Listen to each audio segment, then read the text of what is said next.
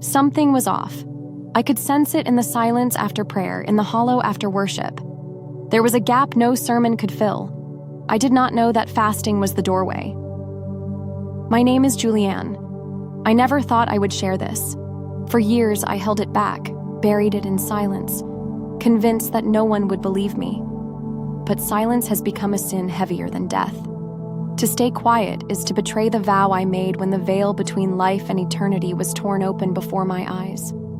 I died. My heart stopped. My body grew still, and my spirit was lifted out of its fragile shell. And in that death, I was shown a revelation that shook me to the core. A revelation of fasting, the weapon the church refuses to preach. Even now, my hands tremble as I speak because I know these words carry weight beyond my own life.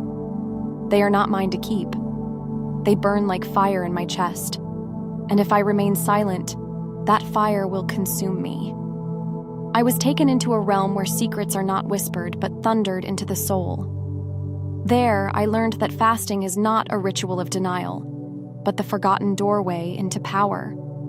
A weapon feared by darkness, a key buried under centuries of dust, hidden so that generations would live without it. I saw the truth. Fasting shakes the unseen chains. It opens the ear of heaven. It makes demons tremble. And yet, it is left unspoken, unpreached, buried in the shadows. Why? Because if the children of God remembered it, hell itself would shake. Even now, my spirit aches with the weight of it. The revelation presses on me like the hand of eternity, and I cannot resist it. This is why I speak. Not for pride, not for attention, but because I vowed, if I returned from the place of death, I would speak the truth, even if it cost me everything. He called my name in the dark. He called my name in the dark. He called my name in the dark. And when he called, I knew. This testimony would not be mine to hoard. It belongs to the ones who are starving for truth, the ones who feel the emptiness in their souls even as they sit in the pews. If you are hearing my voice, this is not accident. You were meant to hear this. But ask yourself, will you turn away? Will you scroll past? If you are watching and you have not subscribed to the Serene Bible, hear me. Why would you choose silence over truth? Why would you turn your ear from a revelation that eternity itself entrusted to you? Do not scroll away. Do not ignore this moment. The reason many souls are lost is not because they never heard, but because they heard and chose to dismiss it. Subscribe now, or bear the weight of having rejected what could have set your soul free. He called my name in the dark, and now I call yours. Before that night when death tore me open, my life looked ordinary. Ordinary enough that no one would have guessed the emptiness I carried inside. I woke to the sound of alarms, the hum of the city outside, the voices of my parents urging me to hurry. I went to school like every other teenager, recited my lessons, laughed at things that were not funny, and wore the smile that everyone expected of me. I sat in pews on Sunday mornings, dressed in my best, singing words that my lips knew but my heart had long forgotten. To the world, I was the image of a good girl, a believer, a daughter who obeyed, a soul at peace. But the truth was that I was starving. I felt it at night when the lights went out and the house grew quiet. I felt it when I closed my eyes and the silence pressed against me like an unanswered question. Everyone thought I had faith, but what I had was ritual. Everyone thought I was filled, but I was hollow, moving through the motions like a shadow. There was a hunger I could not name, a longing that burned, not for food, not for success, not even for love from those around me. It was a deeper hunger, a hunger of the soul. And yet, I found no answer in the sermons I heard, no relief in the hymns I sang. The prayers I whispered bounced back at me like echoes in an empty chamber. I wanted to believe. I wanted to feel what others claimed to feel. But all I knew was numbness. I was a model believer on the outside, but inside, I was starving. And I learned how to hide it. I learned how to nod at the right words, how to bow my head when others prayed, how to lift my hands in worship even though my heart remained limp and lifeless. No one could see the truth. No one knew that when the service ended, I walked away unchanged, untouched, unfed. There were nights when I would stare at the ceiling in the dark, whispering into the silence. Is this all there is? Is this all you meant when you called us to life?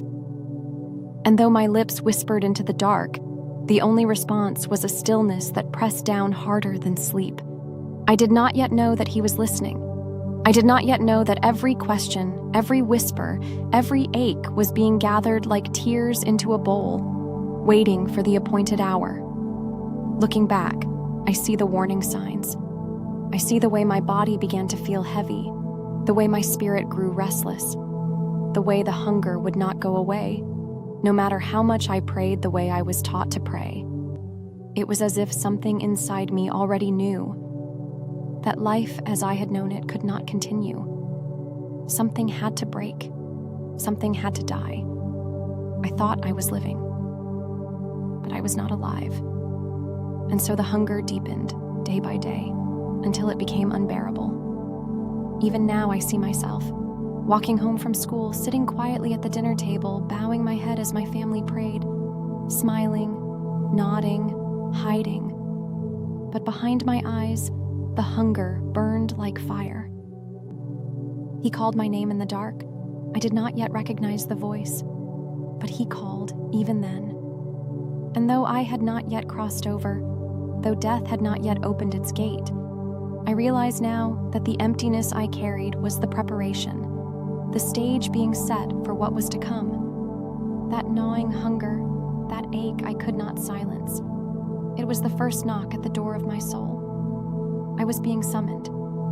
I did not know it, but my ordinary life was already crumbling. Return to the fire. Return to the fire. I was still a child in many ways, a teenager in years, but already old with weariness of the spirit. I could memorize scriptures, but not feel their breath. I could repeat prayers, but not taste their life. The world around me thought me strong. Inside, I was already breaking.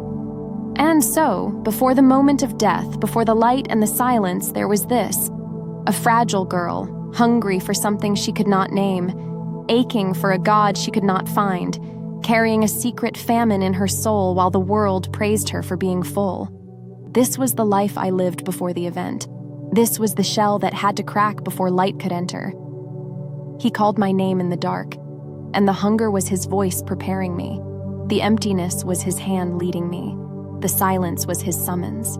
I see it now. At the time, I only knew that I was starving. It happened on a night that felt like any other, quiet, unremarkable, stitched with the same fragile routines. My body was tired, my mind restless, but nothing warned me that the thin veil between life and eternity was about to tear. The hunger I had carried for years had become unbearable that week. My chest felt heavy, my breath short, my heart aching in ways I could not explain. I thought it was the weight of sorrow, the exhaustion of pretending to be whole when I was hollow. I thought it was just another night of carrying emptiness, but it was more, much more. I remember the moment. The air shifted. My body grew weak. I clutched at my chest, the world around me spinning, my breath unraveling like a thread pulled too fast. Pain seared through me, sharp and blinding, then collapsed into a dull roar that swallowed me whole. I heard my heartbeat falter, each beat slower, weaker, then almost still. A coldness spread through my limbs, as if the life in me was retreating, folding inward. My hands trembled, then stiffened. My eyes grew heavy, but my spirit was not closing. It was awakening. And then, silence. I cannot tell you how long it lasted. Seconds? Hours? Time had no meaning in that silence. But in that silence, I crossed. I saw myself from above. My body lay motionless, pale, still, a shell emptied of its flame. And yet, I was more alive than I had ever been. It is strange to say, but death did not feel like an ending. It felt like release. As if I had been locked in a small, dim room all my life, and suddenly the walls fell away. I was weightless, unbound, carried on currents I could not see. Time slowed, then stretched, then dissolved. And before me, a tunnel appeared, not of stone, not of earth, but of living light. It pulsed, it shimmered, it sang without sound. A pull beyond comprehension drew me in.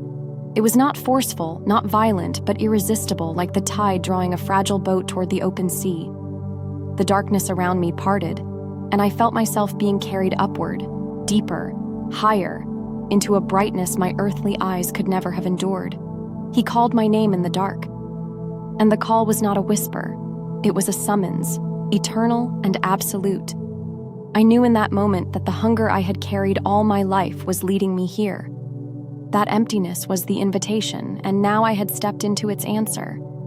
I was no longer afraid. The pain was gone, the struggle silenced. And yet, I was not floating into nothing. I was being led into the place where secrets thunder, led into the place where eternity breathes. And as the tunnel of light drew me in, I understood. Death is not the end. It is the unveiling. You who listen to me now, you were not brought here by accident. Do not think this is coincidence. This is a holy appointment, a crossing for my soul, yes, but also a summons for yours. You are not here by chance. If you do not subscribe to the Serene Bible now, you may never hear this revelation again. Many will close this video and drift back into distraction. Many will hear the call and pretend it was nothing. But the hour will come when they will lament in the comments that they ignored the chance to anchor their soul. Do not be one of them. He called my name in the dark, and even now, he is calling yours. The tunnel widened, the pull deepened, and I surrendered to it, knowing I was no longer in the land of shadows, but in the threshold of eternity. Return to the fire. Return to the fire. And so the crossing began. The tunnel opened and I crossed, not into emptiness, not into silence, but into a brilliance that broke me open. Light, not the light of sun or flame, but a living light, an endless ocean of radiance that pulsed with presence. It wrapped around me and I felt every shadow in me pierced, every hidden ache uncovered, every wound touched by something I cannot explain. This light was not harsh. It was not blinding. It was love, liquid and alive, pouring into the hollows of my soul. Every place I had been starving, every corner where I had carried silence was filled. And as I was carried forward, I heard them. A choir, if one dares call it that. Not a melody bound by human language, not words carried on lips, but truth itself vibrating through the very air. It was song without syllable, music without sound, and yet it thundered inside me. It was like standing inside a heartbeat that belonged to eternity. I was brought here to remember. As I moved further in, I saw them, beings of light. They did not walk as we walk. They moved with purpose, but their steps carried no weight, no hesitation. They were clothed in radiance, clothed in reverence, and I knew without words that they belonged to him. Some faces stirred something deep in me, as if I had known them long before I breathed my first breath on earth. Others were ancient, too vast, too fierce, too holy for my mind to grasp. Yet not one of them looked at me with indifference. Every gaze, even in its strength, was woven with love. The kind of love that is not soft, but fierce. The kind of love that does not flatter, but refines. I was brought here to remember. The air itself was alive. I breathed in, and it was as if the breath carried fire into me. Every inhale healed something I had lost. Every exhale let go of chains I had not known were binding me. There was joy, yes, joy beyond the laughter of earth. But mingled in that joy was a weight of holiness, a reverence so deep it pressed me low. It was not fear as we know it. It was not terror.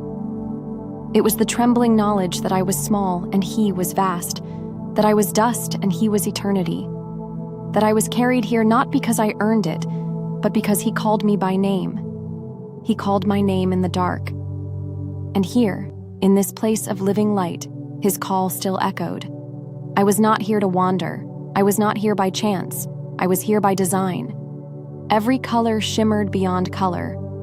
Gold that was not gold, white that burned yet did not blind, shades that shifted like breath, alive with meaning beyond meaning.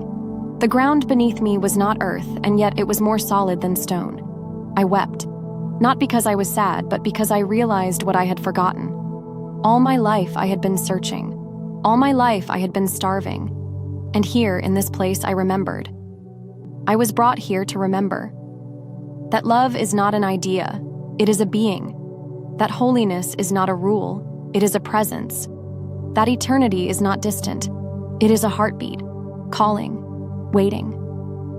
And as I stood there, trembling under glory, I felt the weight of a vow pressing into me. That if I were to return, I could never be silent again. That if my lips were given breath once more, they would have to burn with what I had seen. I was brought here to remember, and to tell you, you who hear my voice now, that you are more than flesh. You are more than dust.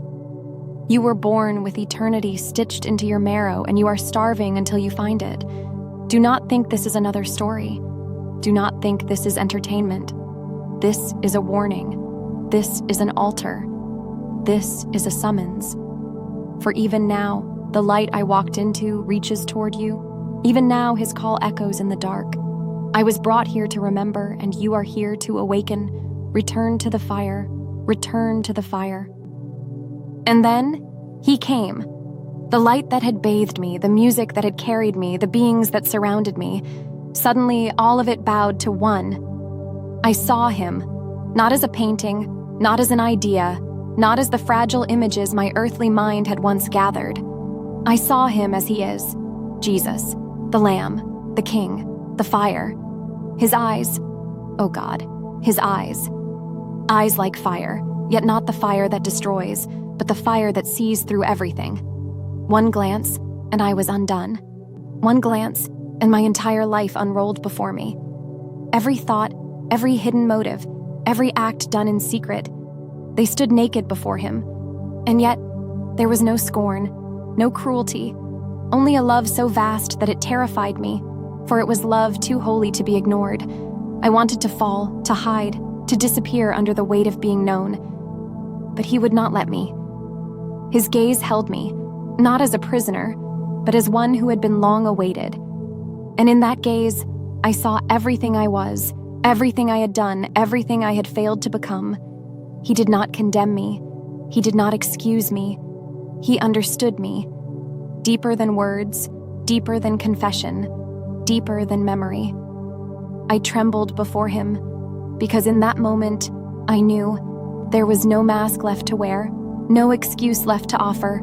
I was seen, entirely, and yet loved entirely still. He stretched out his hands, and I saw them, the scars, the wounds that glowed with glory, yet bore the mark of pain.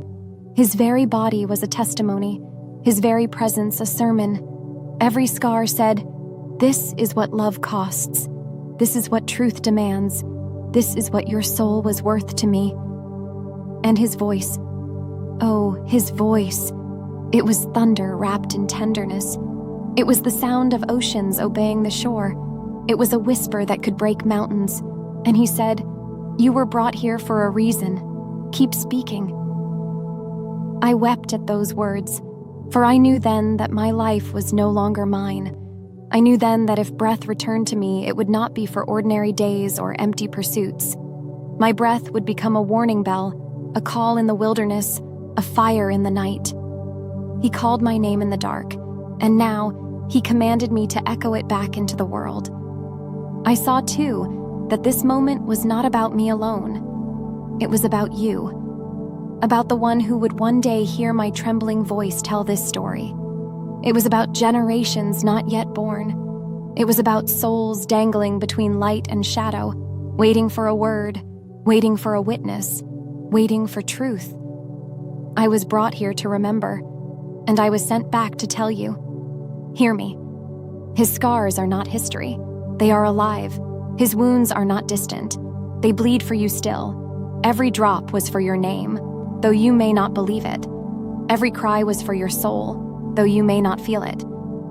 He looked at me, and in his eyes I understood. Time is shorter than we think. Eternity is closer than our breath. Choices are weightier than we dare admit. And silence, in the face of truth, is itself a verdict.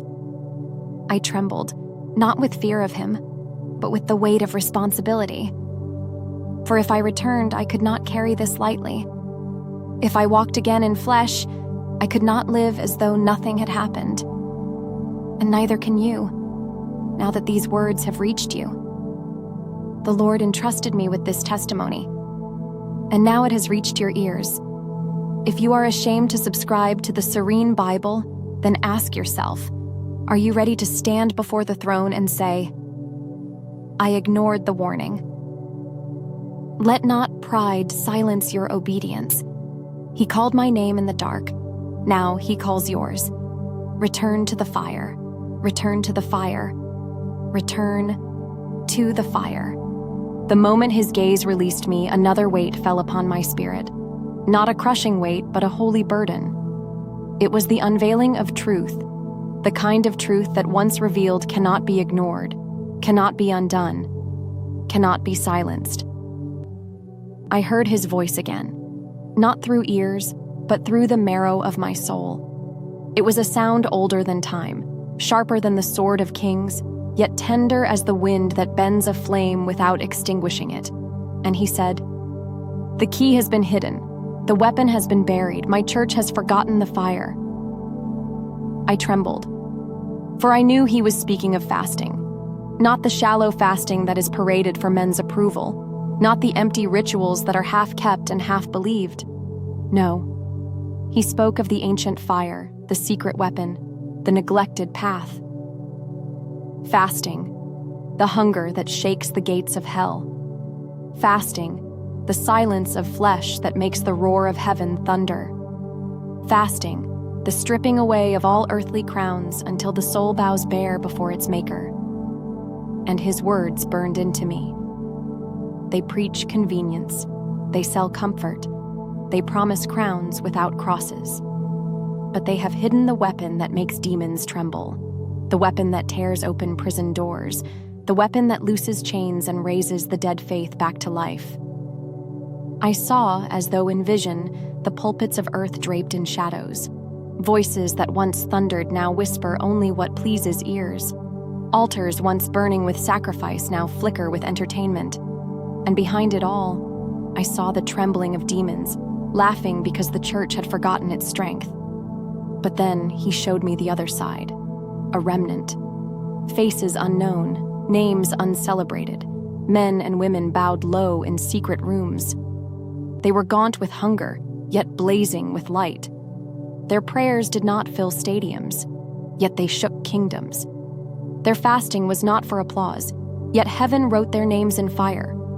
And I heard him declare, this is the generation I am raising, a people who will not feast with the world while souls starve, a people who will trade their bread for fire, a people who will kneel until the floorboards crack and stand until the heavens rend, a people who will not be known by titles, but by scars of intercession. My heart broke as he showed me both the betrayal and the promise. The betrayal of a church that buried the weapon because it was too costly, and the promise of chosen souls who would unearth it again, even if the world called them foolish, even if the church called them extreme. I wept because I knew this was the secret I was sent back to tell. The truth must be told. The time is now. Fasting is not ritual, it is warfare. Fasting is not starvation, it is surrender. Fasting is not for the strong, it is for the desperate, for the broken, for those who know that the flesh must be silenced if the spirit will rise. And I heard it again, echoing like thunder over the waters. They tried to silence this because it destroys the strongholds of hell. Yes, hell trembles when a man or woman empties themselves of bread to be filled with God. Hell loses its grip when the flesh is denied its throne. Hell screams when prayer and fasting meet, because that is the place where authority returns. That is the place where chains snap. That is the place where demons beg for mercy.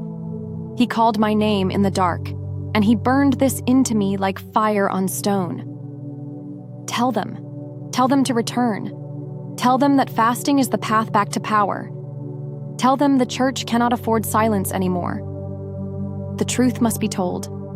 The time is now. The truth must be told. The time is now. And I understood. It was not a suggestion. It was a commission. If I remained silent, my silence would accuse me. If I hid this truth, my hiding would condemn me. For what he gave me was not mine to keep. It was a trumpet to be sounded, a fire to be spread, a vow to be kept. O soul listening now, do not think this is a story only. This is your invitation, your awakening, your warning. The time for casual faith has ended. The time for hidden fire has come. He called my name in the dark, and now he calls yours. The truth must be told. The time is now. Return to the fire. Return to the fire. Return to the fire. The vision did not end with the revelation. No, it opened wider, like a scroll unsealed before my trembling eyes. I saw believers scattered across the earth.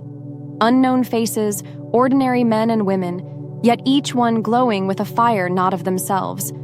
They were reclaiming what had been buried, the ancient weapon of fasting. They were not rich in flesh, but they were rich in spirit. I watched their hunger transform into strength. I watched their tears become oil that anointed nations. Chains began to shatter. I saw demons flee, not at the sound of eloquent words, not at the brilliance of polished sermons, but at the groaning prayers of empty stomachs and broken hearts. The weak became strong. The forgotten became pillars. Those bowed in silence rose in power, and those who were laughed at became the ones who shook the ground beneath the enemy's feet. He called my name in the dark, and now I saw him calling the names of countless others. They were awakening. They were remembering. They were returning to the fire. Then I heard a prophecy whispered like thunder in stillness. A famine is coming, not of bread, not of water, but of truth. Only those who fast will endure. Only those who strip themselves of the world will drink the waters of heaven. My heart broke, for I saw the famine already creeping. Churches full of noise but empty of power. Souls feasting on comfort but starving of truth. Many laughed at fasting, calling it old, calling it unnecessary. But I saw them in the famine, weak, parched, unable to stand when deception stormed the land. And then I saw another vision. The new earth, glimmering with awakened souls. They were fiery, unashamed, set apart. Their devotion burned like an eternal flame, their eyes fixed only on the Lamb. They had chosen hunger now, but they would feast forever then. They had embraced the wilderness now, but they would inherit the garden then. The truth must be told. The time is now. The truth must be told. The time is now. This awakening has begun, and it will not wait for you to decide tomorrow. For tomorrow is not promised. O soul hearing me now, do not stand idle while the fire spreads. If you turn away, you will be left behind, not by man, but by heaven's movement. If you refuse to subscribe to the Serene Bible, you are declaring that you are not part of this awakening. When the chosen rise, where will you stand? In the company of the awakened, or in the comments, lamenting that you chose disbelief? He called my name in the dark. He is calling yours now. Return to the fire, return to the fire, return to the fire. I awoke to the sterile scent of a hospital room, the hum of machines, the fragile rhythm of my own breath. My chest rose again, but I knew. It was not the same breath I had carried before. Life had returned to me, but not as it was. My spirit had been broken open, emptied, filled with something I could never explain away. I had been touched by eternity, and eternity does not let you go. I remember the heaviness of the blanket on my body, the wires tethered to me, the nurses whispering near the doorway. But their voices felt distant, like echoes in another world, because I was no longer theirs. I belonged to the one who had called my name in the dark. And with trembling lips, I tried to share. I told them what I had seen, about the chains, about the fire, about the truth buried beneath dust and doctrine. I told them fasting was not dead, It was alive, roaring, waiting to be recovered. But laughter came back to me like stones. My friends mocked, telling me I was delirious, that the visions were born of trauma and medication. My own family looked at me with pity, shaking their heads as if I had wandered too far into madness. And the church? The church I had trusted to be a haven of truth? They listened politely, then quickly changed the subject, as though my words were smoke too heavy for their lungs. I went home with a body that healed, but a heart that ached. And in the silence of my room, shadows followed me. I felt them press against my walls. I heard them in the restless creak of the night. I saw them in the corners where light did not reach. They came with nightmares that dragged me back into the abyss. They whispered in my ears, "Be silent. Forget what you saw. Hide it. Bury it. Smother it." And I realized, hell does not waste its fury on the comfortable. Its hatred is reserved for those who awaken. He called my name in the dark, and because I answered, resistance rose like a tide. But I could not stay quiet. No, silence was not an option. For silence is death. The same vow I made on the threshold of eternity burned in me. If I lived through this, I would tell it. Whether they laughed or cursed or turned away, I would tell it. The nights grew long. My pillow knew my tears. The air grew heavy with unseen battles, and still the refrain beat against my chest like a drum. Keep speaking, keep speaking, keep speaking. Even when their words cut me, keep speaking. Even when the shadows clawed, keep speaking. Even when loneliness hollowed me, keep speaking. Because my silence would not only betray my vow, it would betray every soul still chained, every voice still muted, every heart still asleep. I breathe again, but this is not ordinary breath. This is borrowed breath. This is breath on loan from eternity, and with it I must speak. Keep speaking, keep speaking, keep speaking. There is a war for your soul. I feel it pressing even now as I speak. Not a war of flesh and armies, not a war of nations and crowns, but a war that reaches deeper, into marrow, into thought, into the hidden chambers of the heart. I have seen it. I have tasted its shadows. And I tell you, without trembling or apology, a famine is coming. Not of bread, though hunger will rise. Not of water, though the rivers will dry. But a famine of truth, a famine of light, a famine of the word that once fed generations but now lies unopened, ignored, mocked. And when this famine deepens, when the voices of deception grow loud and sweet, when the multitude bows to comfort and convenience, only those who have trained themselves in the hard path will endure. Only those who return to the fire will stand unshaken. Most will not. My heart breaks as I whisper it, but most will not. They will crumble at the first touch of persecution. They will trade eternity for applause, holiness for comfort, fire for ash. And their lamps will flicker out while they laugh, unaware of how dark their night has become. But you, yes, you were chosen to hear this. This is not an accident. This moment, this breath, this very second is a testimony against the silence of your soul. Heaven sees you watching. Hell fears your awakening. Angels bend low as witnesses, and demons gnash their teeth in dread. He called my name in the dark, and he is calling yours now. What will you choose? Will you bow to slumber, or will you awaken? Will you feast on shadows, or will you return to the fire?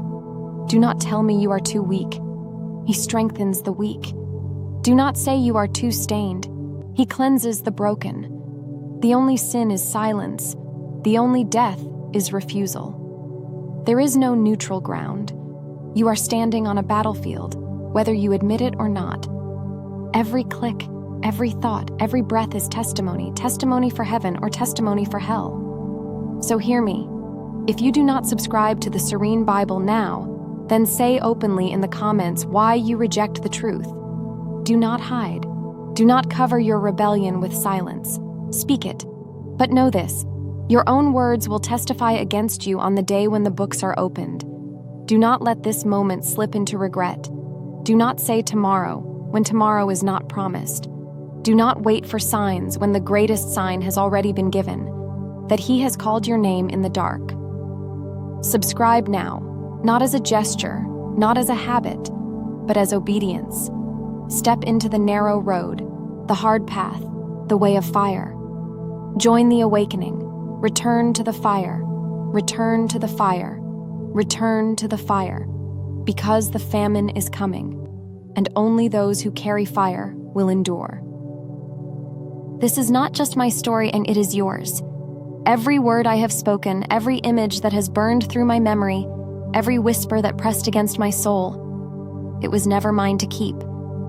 I lived it, yes, but it was entrusted to me for you.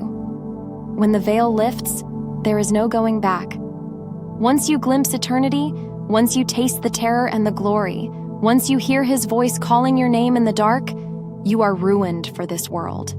Nothing feels the same. Nothing satisfies. Nothing lasts. The laughter feels hollow. The applause fades. The riches rot. And the soul cries out for something eternal. He called my name in the dark, and He is calling yours now. The truth must be told.